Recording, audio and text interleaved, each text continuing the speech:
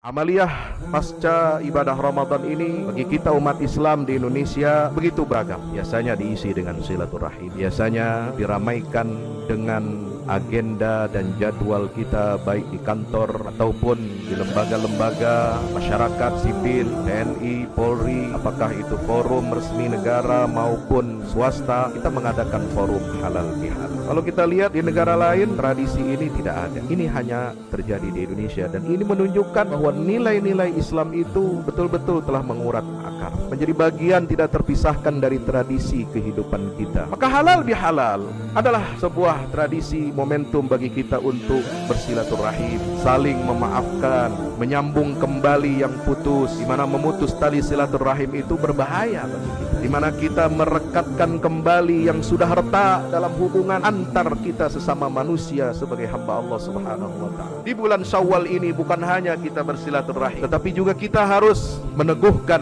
5 perkara. 5 perkara yang disebutkan oleh Abu Abdillah As-Saji, yaitu yang akan menyebabkan kesempurnaan ilmu kita. Yang pertama adalah ma'rifatullah, mengenal Allah Subhanahu wa taala dengan sebaik-baiknya. Maka setelah kita merayakan Idul Fitri, maka kita harus menjadi hamba yang semakin mengenal Allah taala dengan sebaik-baiknya. Yang kedua adalah ma'rifatul haqqi wa ikhlasul amali lillah, mengenal yang hak. Makanya kita selalu berdoa kepada Allah, Allahumma arinal haqqa haqqan warzuqna ittiba'ah wa arinal batila batilan warzuqna ijtinab. Wa ikhlasul amal, ikhlas dalam beramal karena Allah Subhanahu wa taala. Kemudian yang keempat, wal amali ala sunnah, mengamalkan Islam ini berdasarkan sunnah Nabi kita Muhammad SAW dalam seluruh aspek kehidupan kita. Dan yang kelima adalah wa aklul halal, diulangi lagi oleh para ulama-ulama kita, pentingnya kita untuk makan dari harta yang halal. Maka ketika kita memulai lembaran baru di bulan Syawal ini, kita harus meneguhkan 5 hal ini. Sebab kalau satu di antara 5 hal ini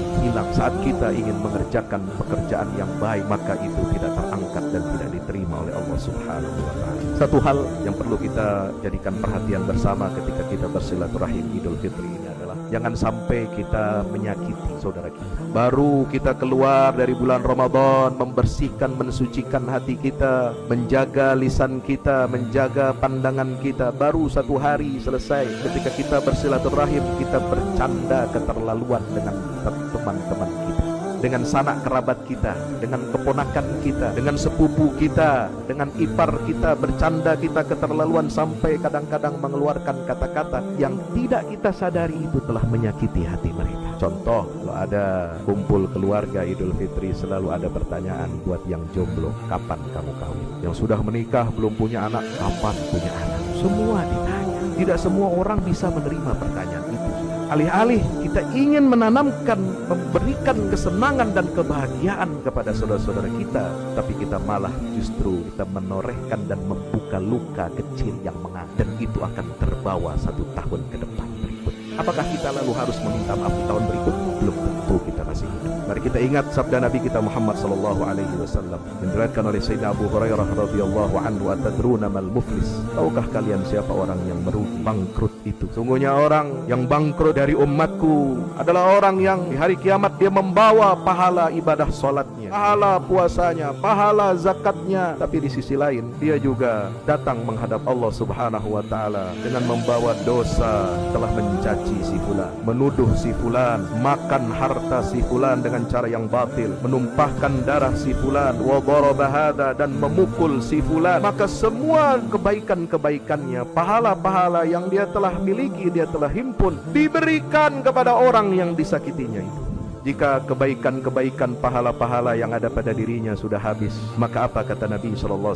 Maka dosa-dosa dan kesalahan orang lain yang dizaliminya akan diambil oleh Allah dan diberikan kepada orang tersebut yang telah menzaliminya di dunia, lalu kemudian dia akan dicampakkan, dilemparkan ke dalam api neraka. Nauzubillah, tsumma nauzubillah.